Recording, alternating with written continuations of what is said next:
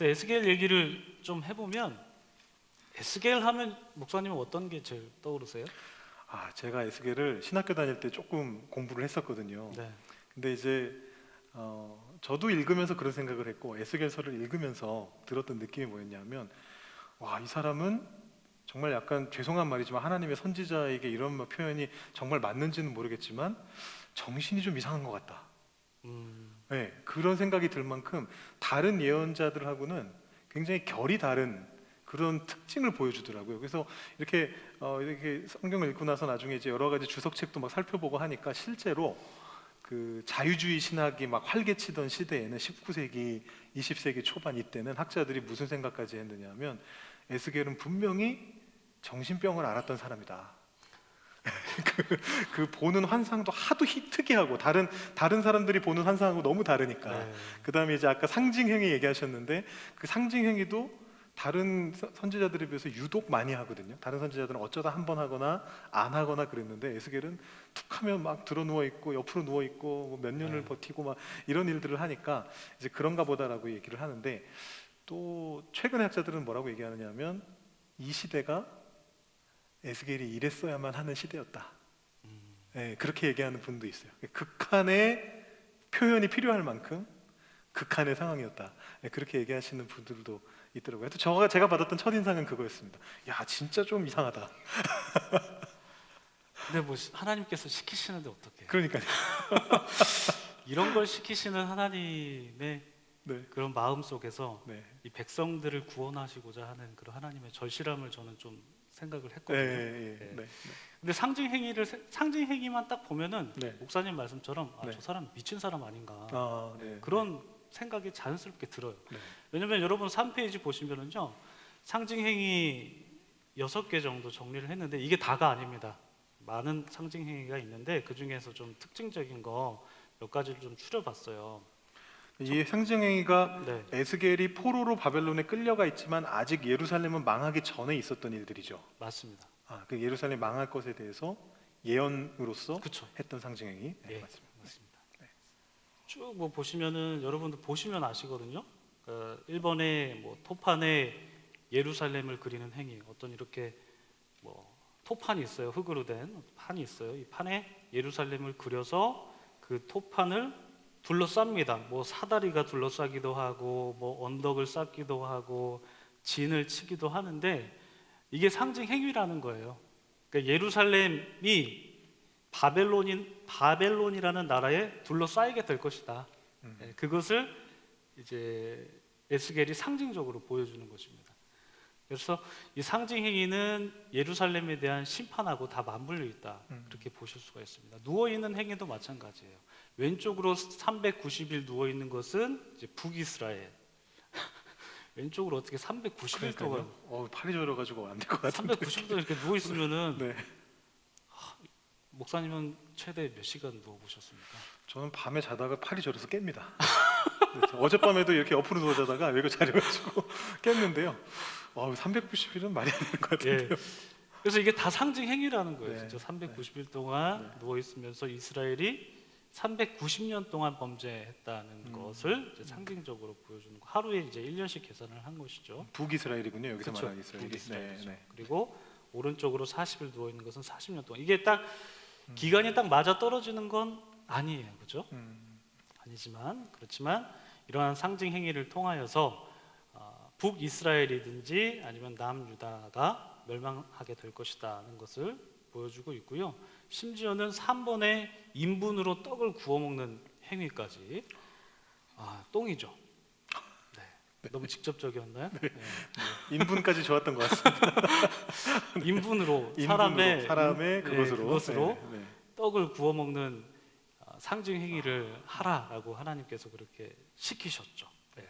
근데 이게 어떤 의미냐면 제가 쭉 써놓긴 했지만 밀이나 보리나 콩이나 팥이나 조나 귀리로 떡을 만들어서 390일 동안 저울에 달아서 때를 따라 먹는다. 그러니까 저울에 달고 네. 때를 따라서 먹는다. 네. 이것이 이제 그때 당시 예루살렘이나 이스라엘이 여러 나라, 그러니까 뭐 이스라엘 같은 경우에는 아수르를 중심으로 해서 다른 나라를 통해서 이렇게 호위하게, 그렇게 어떻게 되죠?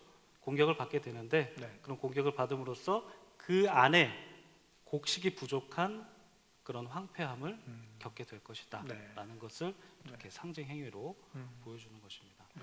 그래서 뭐 머리털과 수염 깎는 상징 행위, 포로 행장하는 것, 떨면서 먹고 마시는 이 모든 것들이 다 심판하고 관련이 있다, 그렇게 보시면 됩니다. 네. 근데 저는 이 말씀을 보면서 어떤 생각을 했냐면 우리의 행위가 곧 상징이 될 수 있겠구나 이런 생각을 했어요. 그러니까 네. 마찬가지예요. 지금도 이때 당시도 그렇고 오늘날 우리가 살아가는 이 삶의 터전 속에서도 우리가 무엇을 하는 것이 이것이 하나님의 뜻을 드러내는 어떤 상징이 될 수 있겠구나 이런 생각을 해서 네. 우리가 무엇을 할까 이거에 대한 의미 부여를 할 수 있겠다라는 생각을 해보았습니다. 기도하면서 해야겠네요. 그걸 할 때는 그렇죠. 하나님의 뜻을 우리가 나타내야 될 때는 네. 그런 상징의 의미를 담으려면 네, 하나님께 기도하면서 네, 그 뜻을 진짜 그대로 살아내기 위해서 그렇죠. 노력해야 되겠네요. 네. 쉽지는 않겠는데. 네. 네. 그리고 이제 에스겔의 환상을 보면 에스겔의 환상도 여러 가지 있지만 그 중에서 한 4가지 정도 추려봤어요. 질투의 우상을 세워 놓는다든지 아니면은 성전 벽에 뭐 각양 곤충과 가증한 짐승을 그려 놓는다든지 이 모든 것들이 다 이제 그때 당시에 우상 신들을 네. 의미하는 거겠죠. 그것을 아직 세워져 있는 예루살렘 성전에다 그렸다는 말씀이시죠? 그렇죠, 그렇죠. 네, 그런 것들을 환상을 통해서 보면서 이들이 지금 멸망을 향해서 달려가고 있구나라는 네, 것을 네. 지금 보여주고 있고 네. 담무스를 위해서 애곡하는 여인들, 담무스는 바벨론 신이죠. 네. 다른 신을 위해서 애곡하는 여인들을 또 환상을 통해서 볼 수 있고 또 다른 신, 또 태양 신을 숭배하는 모습까지 계속 볼 수 있습니다. 근데 이렇게 예수계를 보시면 예루살렘 그리고 이스라엘이 우상신을 섬기고 또 그들의 행위 속에서 하나님께서 원하시지 않는 그런 행위를 함으로써 멸망하게 되는 그런 네. 모습들을 많이 볼 수가 있는데 네. 그런데 특별히 음행으로 묘사된 그런 표현들이 굉장히 많더라고요. 네. 그러니까 비유적인 거죠. 아까 목사님께서 말씀해 주신 것처럼 네. 어떤 한 남자가 혹은 다른 한 여자가 네. 다른 남자와 어떤 자기의 부인과 남편이 아닌 다른 사람과 성적인 관계를 맺는 것을 성경에 묘사되어 있는데 네. 그런 것들은 실제적으로 문자적인 것이 아니라 그런 음행 관계가 바로 예루살렘 이스라엘 백성들 이들이 하나님 외에 다른 신을 섬기는 어떤 그런 우상 숭배의 모습을 음행적인 모습으로 그렇게 표현을 한 건데 이렇게 표현한 이유가 바로 하나님과 예루살렘 그리고 또 이스라엘 백성들까지 포함해서 네. 그런 온 이스라엘 사람들이 하나님과 혼인 관계를 맺은 그런 관계성을 갖고 있구나. 네. 그런데 다른 신을 섬기는 것은 바로 이러한 관계를 깨트리는 행위가 되는 거구나. 그런 묵상을 좀 하게 되었습니다. 사실 성경에서 이 결혼 관계로 하나님과 백성을 비유한 첫 번째 사람이 호세아라고 학자들이 많이 얘기를 해요. 네. 그래서 그 호세아 시대는 사실은 북왕국이 망하기 바로 직전에 호세아가 북왕국에서 활동했던 사람인데 이 북왕국이 멸망할 것을 호세아가 예언하면서 뭐 이렇게 창녀를 아내로 삼고 막 그런 일들이 벌어지잖아요. 네. 아이들 이름 뭐 이상하게 짓고 막 이런 일들이 벌어지는데 그러고 나면서 사실은 에스겔 시대에 오면서 이게 더 강화된 것 같아요. 그래서 에스겔서를 읽어보면 호세아보다도 더욱더 강한 말씀으로 지금 여기 보시면 목사님이 23장을 예로 드셨는데 저는 또 16장에서도 그런 내용을 봤고 네. 반복적으로 나오면서 거기서 뭐라고 얘기하느냐면 사마리아의 죄보다 예루살렘의 죄가 더 크다. 네. 그렇게 이제 그 호세아를 이어받으면서 에스겔이 더 맞아요. 강화시켰던 약간 그런 부분들이 있는 것 같더라고요. 그래서 결국은 하나님 외에 다른 신을 섬기고 하나님의 뜻대로 살지 않는 것들을 그런 식으로 묘사한 게 아닌가 네, 그렇게 생각이 되네요. 하나님께서 정말 우리를 사랑하시는 것 같아요. 그냥 네. 우리가 하나님만 바라보길 바라는 네. 그런 마음이 정말 크시다라는 네. 것을 네. 생각해 볼 수 있는 것 같습니다. 맞습니다. 그리고 이 에스겔서에는 뭐 다른 내용도 많이 나오거든요. 네. 포로기 후기에 있었던 일들 네, 이런 네, 네. 것들도 많이 나오는데 그건 네. 다음 시간에 좀 다뤄보도록 아, 하겠습니다. 예. 저희가 예. 다음 시간에는 또 포로기의 조금 뒷부분을 중심으로 저희가 좀 다루려고 하는데 다니엘도 좀 저희가 보게 되고 에스겔 좀 뒷부분도 보게 되고 네, 그때 우리가 같이 네. 한번 그 내용들은 다시 더 보도록 하겠습니다. 네, 제가 조금 또 준비한 게 있는데요. 한 장 뒤로 넘겨 보시면 4페이지에 예루살렘이 멸망하는 그 그때에 어떤 일들이 있었고 그 이후에 어떤 일들이 있었는가를 제가 조금 정리해봤습니다. 아까 이 페이지에서 목사님께서 뭐 시드기야 왕이 어떤 행적을 보였고 예루살렘이 어떤 경과를 통해서 멸망했는가를 보여주셨는데 그 이후라고 보시면 될 것 같아요. 이 예루살렘 멸망 이후에 사실은 두 가지 정도의 흐름이 있습니다. 그 첫 번째는 뭐냐 하면 그 그다랴라고 하는 사람이 있습니다. 여러분 들어보신 적 있으신 분들도 계실 텐데 시드기야가 마지막 왕이었는데 그럼 도대체 그다랴 혹은 그달리아라고 하는 이 사람은 도대체 뭐 했던 사람이냐? 이 사람은 바벨론 왕이 세웠던 총독입니다. 그래서 그다랴와 같은 사람인데 이제 열왕기하에는 그달리아라고 적혀 있고 예레미야와 다른 곳에는 그다랴라고 이렇게 적혀 있는데요. 이 사람이 이제 총독이 돼가지고 그 땅을 다스렸습니다. 근데 사실은 이 그다랴라고 하는 사람이 굉장히 괜찮은 사람이었던 것 같아요.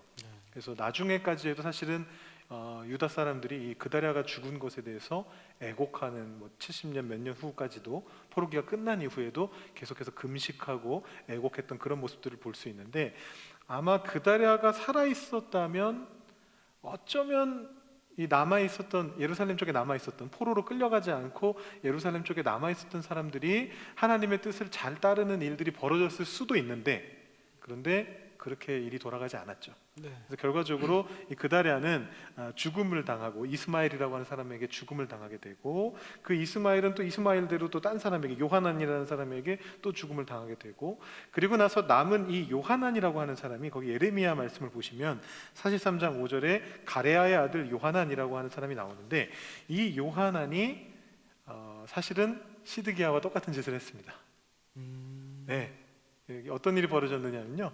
요하난이 이제 그다랴가 아니라 이스마엘을 이제 죽이고 나서 예레미야에게 와서 묻습니다. 우리 어떻게 해야 될까요? 하나님의 뜻이 무엇입니까? 이렇게 물어봅니다. 근데 예레미야가 대답을 하거든요. 아주 길게 얘기합니다. 하나님의 뜻은 이 땅에 남아서 예루살렘에 남아서 비록 이곳이 굉장히 지금 힘들지만 다 무너졌고 멸망했고 힘들지만 여기 남아서 바벨론 왕의 멍에를 지는 것이다. 그래야 너희가 나중에 희망이 있다. 이렇게 얘기를 합니다. 그런데 이 요하난이라는 사람은 자기 속에 생각이 있었어요. 애굽으로 가는 게 훨씬 나을 것 같은데 이렇게 생각을 한 거죠.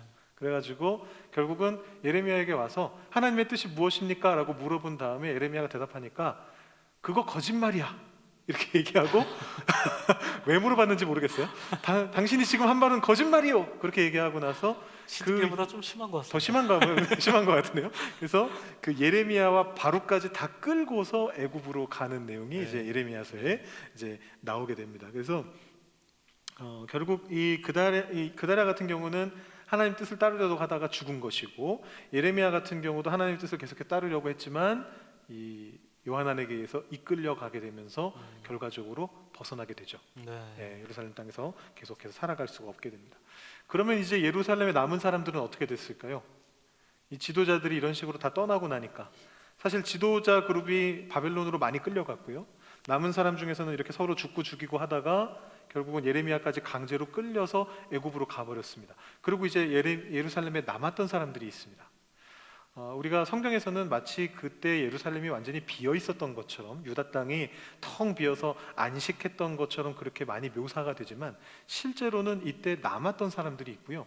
이 남았던 사람들이 쓴 책이 바로 예레미야 애가입니다. 그래서 이 예레미야의 제가 거기 보시면 중간쯤 내려가 보시면 예레미야 물음표 애가라고 제가 적어놨거든요. 이게 무슨 의미냐면 이제 전통에 따르면 전승에 따르면 이 애가서를 쓴 사람이 예레미야라고 많이 알려져 있습니다.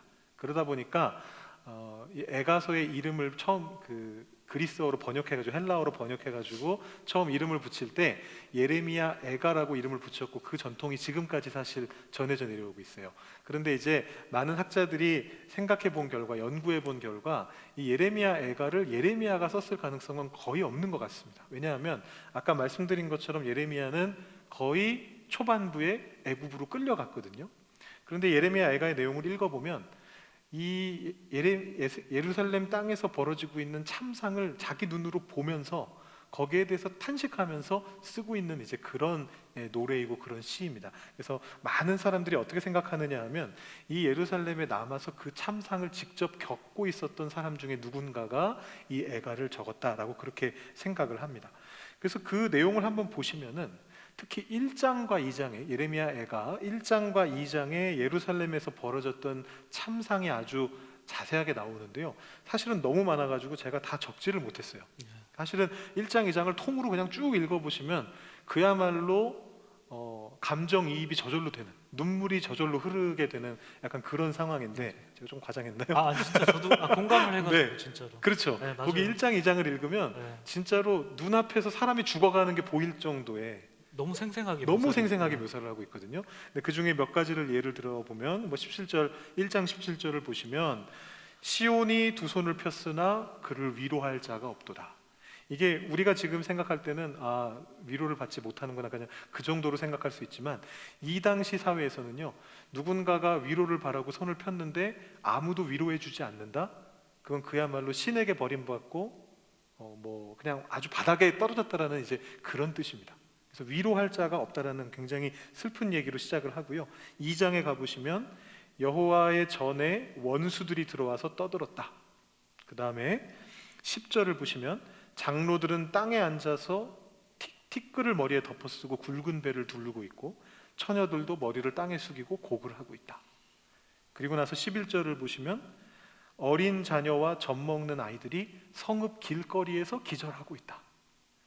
여기까지만 해도 굉장히 슬픈데 12절로 가보시면 그냥 성읍 길거리에서 기절하는 것이 아니고 어머니의 품에서 혼이 떠나면서 얘기한다고 합니다.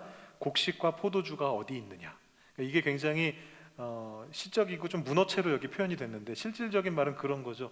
엄마 먹을 거 없어요? 라고 얘기하면서 아이가 엄마 품에서 죽어가고 있다는 그런 얘기죠. 굉장히 슬픈 얘기고 더 나아가서 이렇게 슬픈데도 더 슬픈 일이 거기서 벌어지는데 20절을 보시면 여인들이 자기들이 낳은 아이들을 먹었다라는 그런 기록이 나오고 있습니다.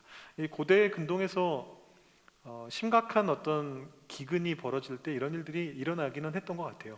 이 에가서뿐만 아니고 다른 성경의 다른 구절들에도 비슷한 말씀들이 군데군데 나오기는 하거든요. 뭐 아수르가 포위했을 때도 그렇고 아까 말씀하신 대로 그 바벨론이 예루살렘을 포위했을 때 인분으로 구워 먹는 그 얘기할 때도 그렇고 그래서 심지어는 자기 자녀를 먹을 수가 없으니까 바꿔서 먹었다는 얘기도 나오잖아요.